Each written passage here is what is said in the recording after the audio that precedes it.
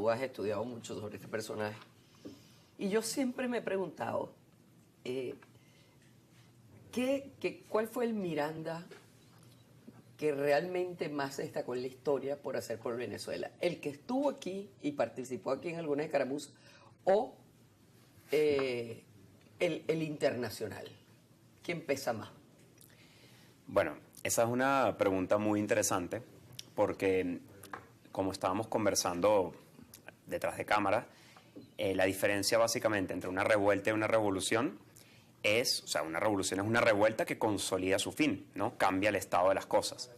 Y Miranda ciertamente fue toda su vida un conspirador, que estuvo de gira internacional buscando, digamos, sembrar unas ideas completamente subversivas para su momento y buscando financiamiento para lograr su gesta. Entonces no podemos, digamos, analizar o pensar en un Miranda o la gesta mirandina en nuestras tierras sin ese apoyo o esa travesía internacional que llegó a consolidar. Un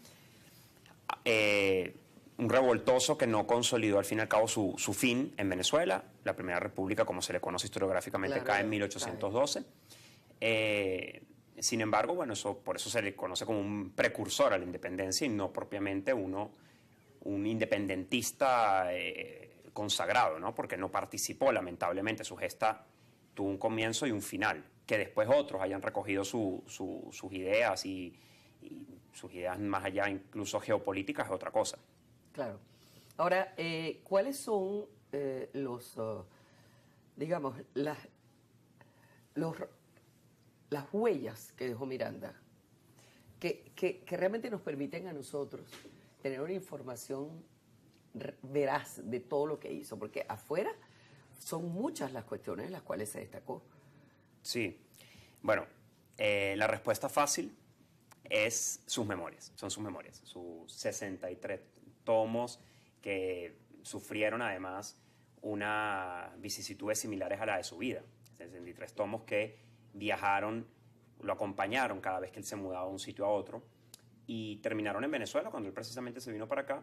Y luego, cuando cae la Primera República, él se los lleva, los mete en el barco, pero bueno, sabemos que él no pudo zarpar, pero los tomos sí. Los tomos salen, llegan a Curazao, terminan en Londres. Uno pensaría que tendrían que terminar en manos de la esposa o de los hijos, pero terminan en el Ministerio de Relaciones Exteriores. Y en esa época pasaba algo muy curioso, que los archivos no terminaban en manos públicas, es decir, el ministro se retiraba y se llevaba los archivos a su casa. Entonces, esta persona, y disculpen lo largo de la historia, pero a mí me parece fascinante porque precisamente es una travesía similar. Es muy importante porque esos archivos de Miranda son el rastro Sí, más fidedigno que él dejó. De hecho, la Academia Nacional de la Historia los inscribe en la UNESCO como Patrimonio del Mundo, como Memoria del Mundo, la figura, es decir, porque es la mejor descripción de Europa de su momento hecho por un viajero. Tienen de todo, realmente de todo. Y obviamente esos archivos ayudaron a conocer mejor el personaje. Hasta el momento se había escrito sin eso, y ahí hay una descripción riquísima de su entorno y del mismo. Bueno, para culminar la idea, este conde Bathurst guarda los archivos. Evidentemente tocaba materia sensible de personajes de su tiempo, el primer ministro de todo el mundo. No podían ver la luz. Y resulta ser que luego, más de 100 años más tarde, Caracciolo Parra Pérez, Alberto Adriani, investigando, les llega un rumor de que se encuentran esos archivos por ahí en un castillo y bueno, Juan Vicente Gómez los adquiere. Hacer las gestiones para traerlos. Hacer las gestiones para adquirir los mismos y llegan felizmente acá y se ha hecho un trabajo de transcripción para publicación de los mismos, ¿no? Y poder tener acceso. ¿Y qué es lo que abarcan esos archivos? Bueno, debo decir que de las más variadas cosas, desde sus travesías amorosas hasta sus, por ejemplo, percepciones del juicio que sufrió en Francia, que es un capítulo que a mí particularmente Eso es importantísimo, ¿no? El famoso Miranda en la Revolución Francesa. Sí. Sí, que de casualidad no se lo rapan en la guillotina. Pero era un tipo muy hábil también, dicen, para evadirse. Tenía hoy dirían labia encantadora y convencía a todo el mundo. Bueno, dicen que una de las que convenció fue a la Catalina de Rusia. Fue el primer sudamericano que puso un pie en Rusia. Ciertamente, ciertamente recibió financiamiento, pasaportes, documentos de ella, ayuda. Hasta ahí sabemos con precisión.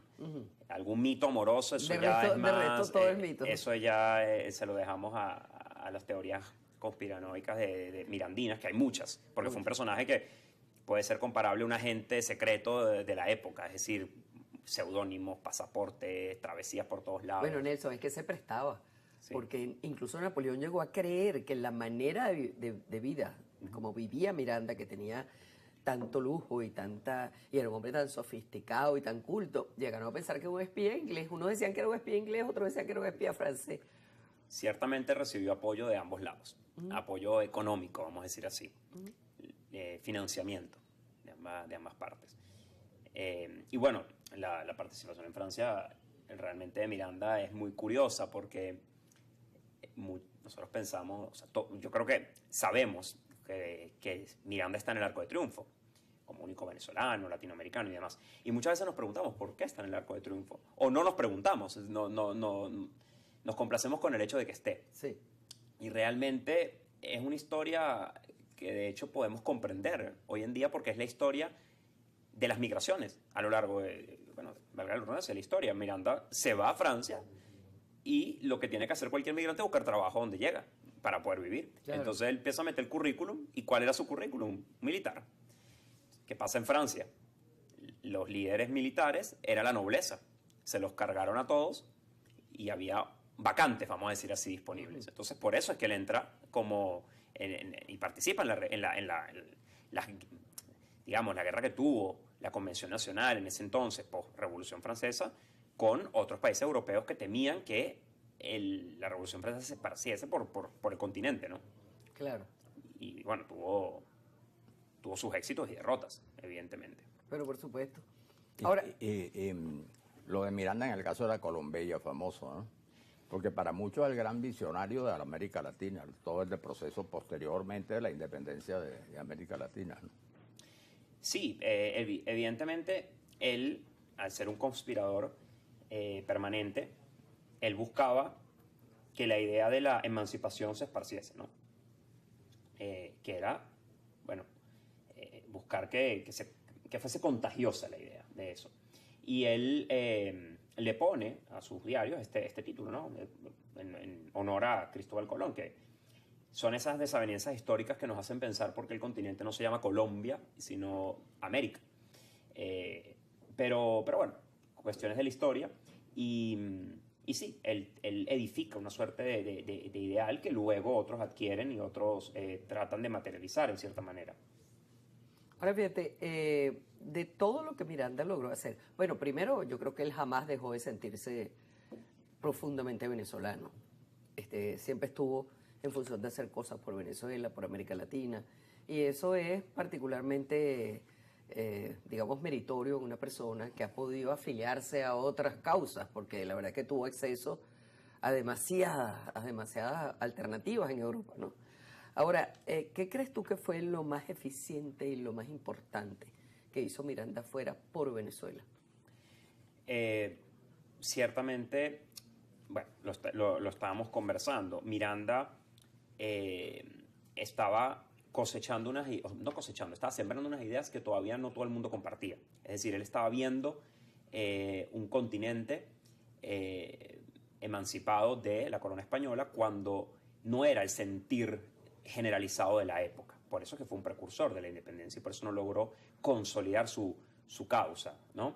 Entonces, quizás la contribución más importante fue precisamente esa, lograr sembrar esa idea de la independencia en un momento que no se estaba pensando testarudamente en eso, porque Miranda fue, como bien lo comentas, muy terco en su idea de la independencia. Sí, insistente, pues. Insistente. Cuando tú ves, cuando hablaba con el primer ministro inglés, es impresionante. Él desde siempre es, vamos, hay que hacer esto, hay que hacer esto, hay que hacer esto, y realmente eran ideas alocadas completamente. En su momento, claro. En su momento alocadas, que luego... Sería por eso que fracasó la expedición esta del buque este el Leander, que llamó como el hijo. Sí, Leandro. sí, sí. Sí, exactamente, que también lo estábamos conversando. O sea, él llega y él esperaba tener una aprobación masiva de la gente, ¿no?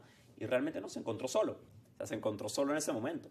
Y solo y triste, básicamente. Pero bueno, fue testarudo con su idea y realmente consistente con la misma. No cambió nunca de opinión.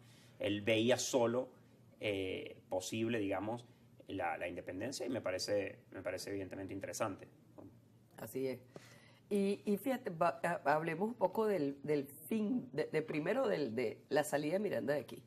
Cuando habló del bochinche, que tú lo comentábamos también, que tú decías que éramos un país y una sociedad muy, o sea, un poco tan alocada como a lo mejor fue él, pero él sí se tomaba en serio la gesta patriótica. Entonces, en esa oportunidad, él se sintió también tan decepcionado de los propios nuestros que dijo, bueno, esta gente lo que hace es bochinche. Sí, conversamos que ese es uno de los aspectos, digamos, que más se le pueden criticar en alguna manera a Bolívar, ¿no? Esa entrega de Miranda. Sin embargo, a mí no me gusta enfrascarme mucho en ese tema porque siento que es una discusión que no contempla las condiciones del momento. Es decir, nosotros somos nuestras circunstancias y en el momento, evidentemente, las circunstancias y el análisis que pudo haber después de la Primera República, que había completamente fracasado, perdido la última batalla, bueno, quizá las circunstancias propicias era entregarlo. Miranda no lo veía así. Miranda iba a retirarse y hacer lo que mejor hacía, conseguir nuevamente financiamiento y volver a invadir. Eso era su plan, podemos decir. Él iba a seguir enfrascado en eso. Claro, esa es la eterna controversia entre los mirandinos y los bolivarianos. Pero últimamente como que eso ha mermado un poco. Es una discusión historiográfica que yo no le encuentro mucho sentido. Claro. Son personajes que se complementan en cierta manera, de otra manera son personajes distintos. Y en el objetivo de lucha, sobre todo. Sí, claro. Ciertamente. Y se complementaron en más cosas en las cuales difirieron, en realidad, ¿no? Ahora ya tenemos que ir terminando lo que queda es medio minuto, pero ¿han seguido los esfuerzos por conseguir los restos de Miranda? Bueno, la verdad es que esa yo creo que es otra de las batallas perdidas. Nosotros tenemos algo más importante que sus huesos, que son sus memorias. Claro, que su idea, claro. Los 63 tomos de Colombeya pesan mucho más que unos huesos que representan algo simbólico más que todo. Y yo creo que eso es imposible conseguir. Y eso de Colombeya está ahí y puede... Es mucho más rico. Y sirve a todas las generaciones que han venido y que